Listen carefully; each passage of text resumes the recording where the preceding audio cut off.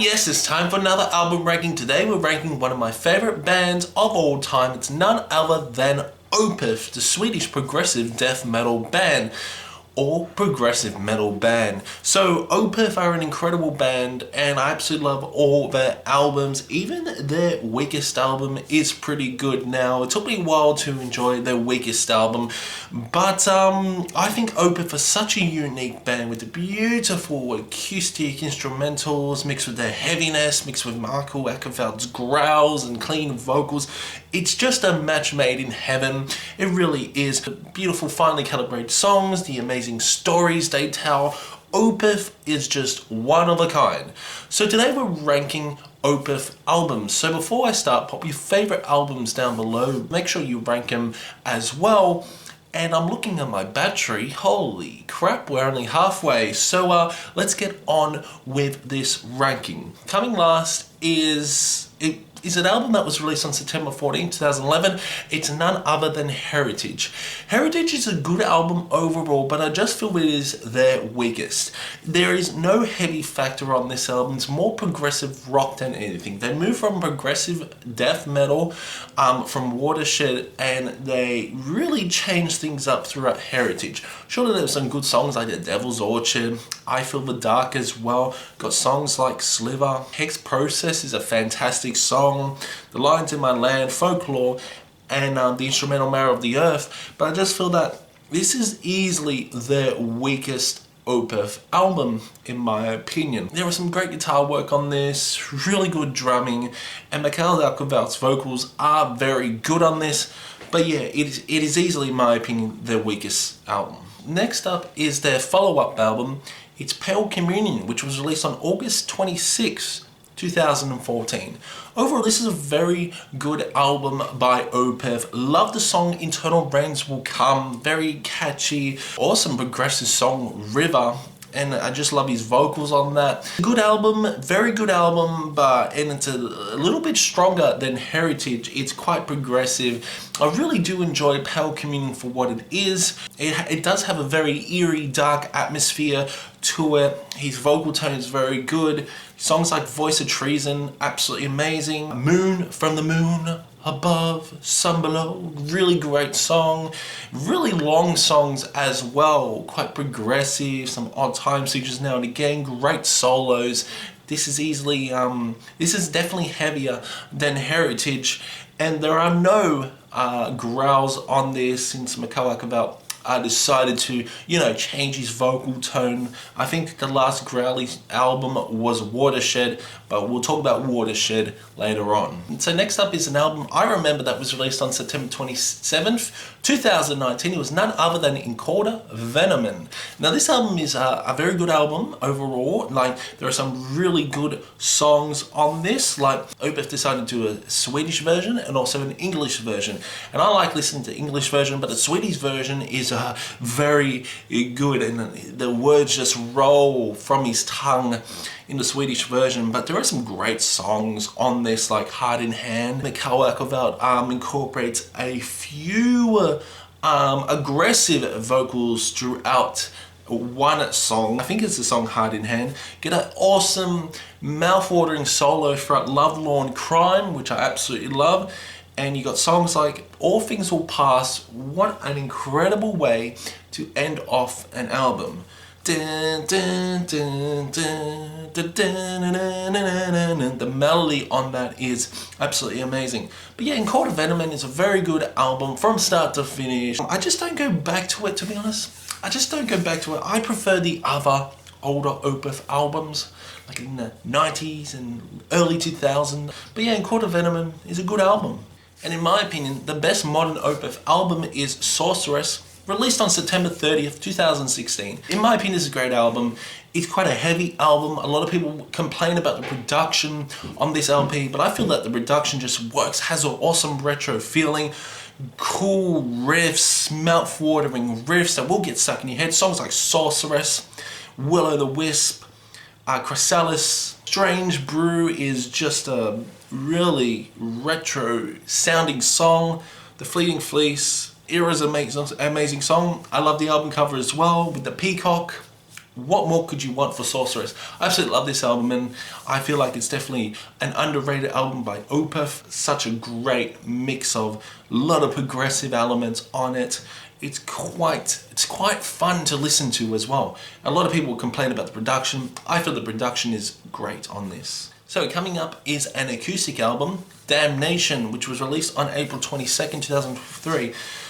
This is a very good album, and I just love the pure emotion they provide on this album. The beautiful acoustic melodies, the choruses that do get stuck in your head. This is a very lighter album by Opeth after the most heaviest album, Deliverance, was delivered to your ears the year before. Deliverance and Damnation were recorded at the exact same time, but Opeth decided to release Damnation a year later. Very soft, somber album by Opeth. There are no growls on this. There are no harsh, aggressive vocals on this. There's just a lot of pure emotion. Songs like Window Pane, In My Time of Need, that chorus is amazing. Songs like Closure, To Rid the Disease, Ending Credits. There's just so much happening on this album, and I've come to really appreciate Damnation. But I just feel that you can't compare the other Opeth albums to Damnation, with the instrumental factors, with the vocal work as well. But yeah, Mikel's vocals on this are very somber, soothe, and deliver with passion. Now this ranking is getting incredibly hard now. Next up is My Arms, Your Hearse. My Arms, Your Hearse was released on May 11th, 1998. It tells a story as well. Like, this is a concept album, and the concept of the story is quite fascinating, all about spirits, all about the loved ones dying. Great songs like When, Madrigal, The Amen Corner, Demon of the Four. Demon of the Four is fantastic. Akavelt incorporates harsh and aggressive vocals. This is the old era Opeth. It's a very heavy album. This is progressive death metal. There's the chord progression, the cool riffs you're getting on Your Arms, My Arms, Your Hearse, and not to mention the story they tell. Songs like Credence, Karma, and the cool instrumental to end off the album, Epilogue, just completes My Arms, Your Hearse, a complete package. So I love this album, but I just don't go back to it like the other Opeth albums. I think this is a very good, solid, tight, adhesive album, running about 52 minutes. It's just above average Opeth album in my opinion, and it's just a terrific album. You just pick this album and listen to it from start to finish, and it just tells you a beautiful, just terrific, terrifying story. Next up, an album that was released May 30th, 2008. It is Watershed. Watershed has so many different experimental factors on this, and that's why I love it. There are beautiful, clean vocals on this. There are some songs you think are from Damnation on this. Songs like Heir Apparent, The Lotus Eater, which is easily one of the heaviest songs Opeth has ever done. Opeth dials up the heaviness on this, and you wouldn't believe the album after this was Heritage. You wouldn't believe it. Yes, they utilize a few cleaner vocals on this. Songs like Porcelain Heart is such a beautiful song. Hessian Pill, Hexamega.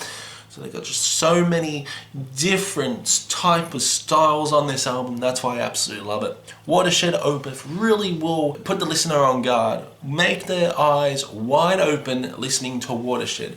It has everything from Opeth's past to Opeth's future, from the soft progressive side to the gritty heavier side. This is what sums Opeth. Watershed, absolutely love it. Next up is Orchid. Orchid, what an incredible album this is. This was released on May 15th, 1995. Orchid has just so many amazing moments. This is more on the black metal side. Mikel Akavelt incorporates shrieky black metal vocals on this. Could you say Orchid was a atmospheric progressive black metal album? Overall, arguments aside, there is some incredible songs on this album. In Miss She Was Standing, longer songs, Under the Weeping Moon, songs like Forest of October, The Twilight Is My Robe, and An Apostle in Triumph. Love the album cover as well. It's like the start of Opeth starting to sprout and giving us goodness.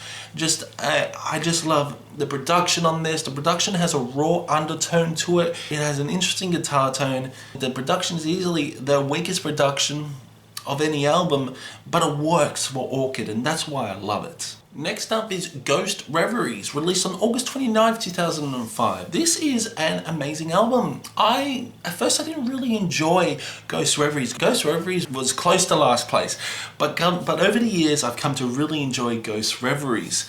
Songs like Ghost of Perdition, The Bang of the Hounds is such a heavy and aggressive song with some cool solos on this, great instrumental passages, songs like Beneath the Mire, Atonement as well, but such an eerie song Atonement is, with just the eerie melodies on Atonement. Reverie Harlequin Forest is an absolute banger, mainly cleaner vocals on that, but it does get quite aggressive and harsh.